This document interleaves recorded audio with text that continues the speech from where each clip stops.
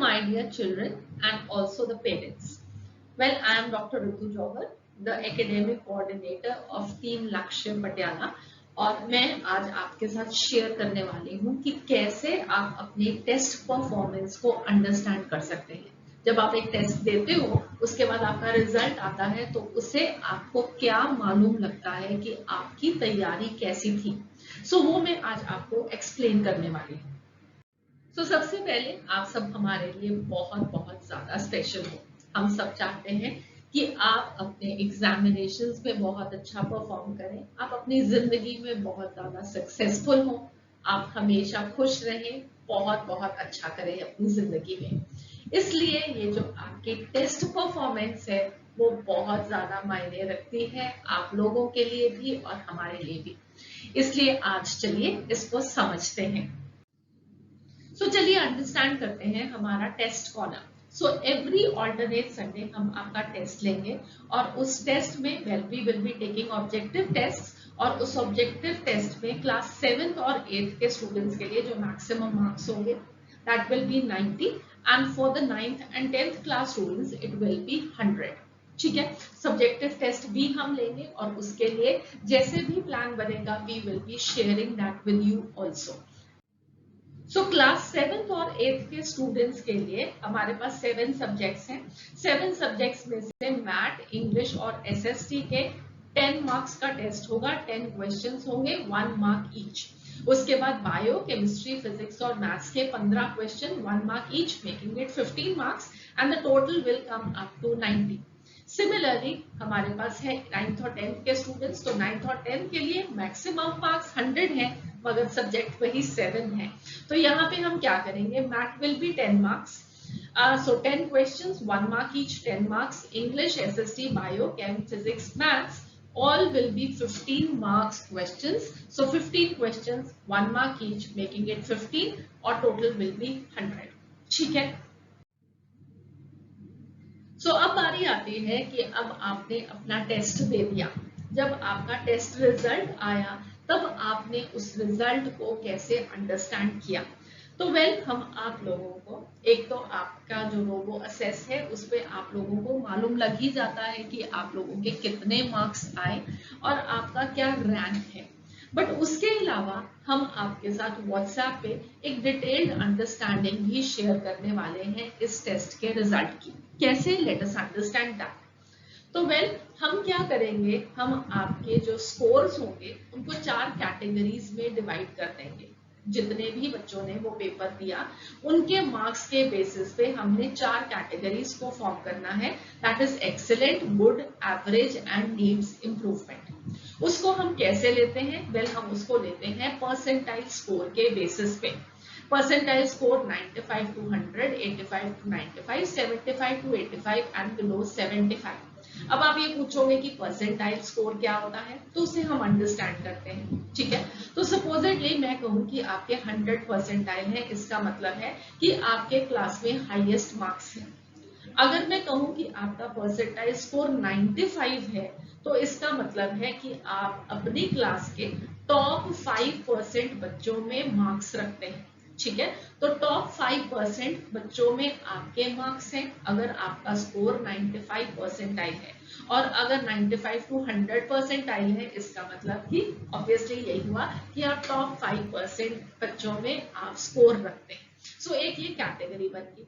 उसके बाद 85 to 95 का मतलब क्या होगा कि 85 इज टॉप 15%। तो आप अगर 85 to 95 की कैटेगरी में फॉल करते हैं तो आप पहले 5% बच्चों में तो नहीं है मगर अगले 10% बच्चों में आप आते हैं। ठीक है, तो total you can say that you are in the top 15% students of your class as related to your marks, और आपका वो परफॉर्मेंस है वो अच्छा है। ठीक है, अगर वो 75 to 85 परसेंटाइल में आ गया तो एवरेज है, अगर 75 से भी कम है तो you need to focus a lot on your studies. आपको बहुत बहुत ज्यादा मेहनत की जरूरत है। ओके, तो अब हम ये परसेंटाइल स्कोर को कैलकुलेट कैसे करते हैं मैं आपको वो भी एक्सप्लेन कर देती हूँ। तो उसके लिए हमारे पास एक फॉर्मूला है, that is marks obtained equal to highest marks over 100 into percentile. So for example हमारे पास एक टेस्ट हमने लिया, उस टेस्ट में जो भी हाईएस्ट मार्क्स थे दे वर 92 मार्क्स। ठीक है, 100 मार्क्स का पेपर था, हाईएस्ट किसी भी बच्चे के जो आए दैट वर 92 मार्क्स। तो 92 को हमने 100 से डिवाइड किया और मैंने चेक किया कि उसका 95 परसेंटाइल क्या होता है। तो जब मैंने इस फॉर्मूले के साथ कैलकुलेट किया तो that value came up to 87.40। हमने उसको अप्रोक्सीमेट लिख दिया 87। इसका मतलब है कि 87 से लेकर 92 मार्क्स तक जितने भी बच्चों के मार्क्स आए हैं 87, 88, 89, 90, 91, 92, ये सब बच्चों का परफॉर्मेंस कैसा है? एक्सीलेंट परफॉर्मेंस है, क्योंकि ये 95 टू 100 परसेंटाइल में लाई करते हैं।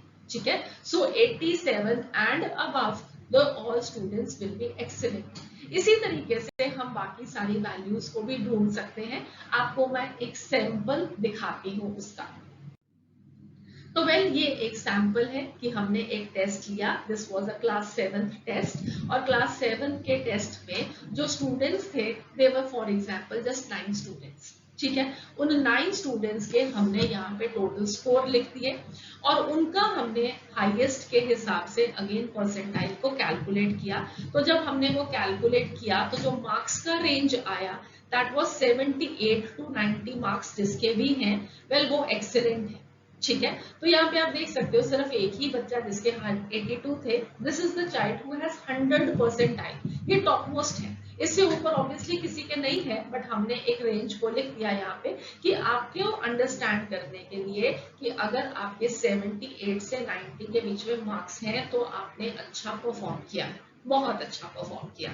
ठीक है, उसके बाद अगर हम देखें 85 टू 95 परसेंटाइल तो वो मार्क्स आएंगे 70 to 77 based upon this formula, right. तो जितने भी बच्चों के 70 से 77 के बीच में है, वेल वो बच्चों का परफॉर्मेंस कैसा है? गुड परफॉर्मेंस है।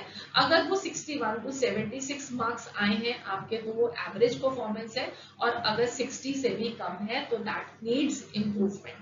ठीक है, सो आई होप आप लोगों को ये समझ में आया कि हम ये जो 4 कैटेगरीज आपको बताएंगे कि ये मार्क्स और एक्सीलेंट है, ये मार्क्स तो गुड है, ये मार्क्स तो एवरेज है, या ये मार्क्स है तो नीड्स इम्प्रूवमेंट है। सिर्फ इतना बताने से आपको मालूम लग जाएगा कि आपकी परफॉर्मेंस किस लेवल पे है।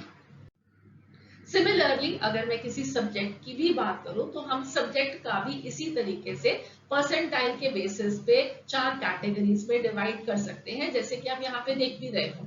तो ये जो बच्चा है जसविंदर, इसके मार्क्स है केमिस्ट्री में 13, ये हाईएस्ट था, अदरवाइज टॉपर था। ठीक है, मगर इस बच्चे से 1 मार्क कम है, बट ये दोनों ही बच्चे हमारे लिए एक्सीलेंट हैं as far as chemistry is concern. ठीक है, उसके बाद अगर हम देखें कि ये गरिमा है, ध्रुव है, स्वाति है, इन तीनों के केमिस्ट्री में गुड मार्क्स है, और गुरविंदर, चेतन, वरुण और स्मृति के केमिस्ट्री में कैसे मार्क्स हैं?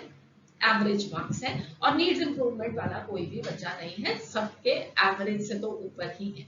ठीक है, तो इस तरीके से आप अपने सब्जेक्ट के मार्क्स को भी देख सकते हो कि आपने कैसे परफॉर्म किया बेस्ड अपॉन दी स्कोर्स। हम आपको ये सब्जेक्ट वाइज स्कोर भी बताएंगे और हम आपको टोटल के बेसिस पे भी ये एनालिसिस बताएंगे।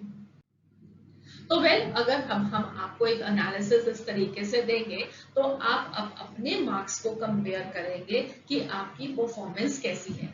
ये एक ओवरऑल परफॉर्मेंस है। इसी तरीके से हम आपको हर एक सब्जेक्ट की भी स्कोर बताएंगे कि अगर आपके इतने से इतने के बीच में लाई करता है स्कोर तो एक्सीलेंट है, उससे कम है तो गुड है, उससे नीचे एवरेज और उससे नीचे needs improvement. So what you have to do is कि आप लोगों को अपना ये स्कोर देखना है अच्छे से, और आपको देखना है कि आप किस ग्रुप में लाई कर रहे हो, और आपको उसके अकॉर्डिंगली काम करते हुए उस सब्जेक्ट को या अपनी ओवरऑल परफॉर्मेंस को इम्प्रूव करना है। अगर आपको लगता है कि आपके बहुत सारे सब्जेक्ट्स में नीड्स इम्प्रूवमेंट या एवरेज आ रहा है, तो वेल आपको अपने मेंटर से बात करनी चाहिए सो दैट कि वो आपको हेल्प कर सके अपनी परफॉर्मेंस को बेटर करने में, अच्छा करने में। और अगर आपकी किसी एक ही सब्जेक्ट में परफॉर्मेंस अच्छी नहीं आ रही है, तो वेल आई वुड सजेस्ट कि आप अपने सब्जेक्ट टीचर से उसके रिलेटेड बात करें और अपनी परफॉर्मेंस को कैसे इंप्रूव कर सकते हैं वो समझें। ठीक है। सो आई होप आप लोगों को अच्छे से समझ में आ गया कि कैसे आपको अपने टेस्ट के परफॉर्मेंस को एनालाइज करना है और उसके बाद कैसे अपनी टीचर्स की हेल्प लेके अपने स्कोर्स को इम्प्रूव कर सकते हैं। हमारा ये मानना है कि अगर हम मिलकर काम करेंगे तो डेफिनेटली आप बच्चे बहुत अच्छा परफॉर्म करेंगे। So wishing you all the very best. Bye bye.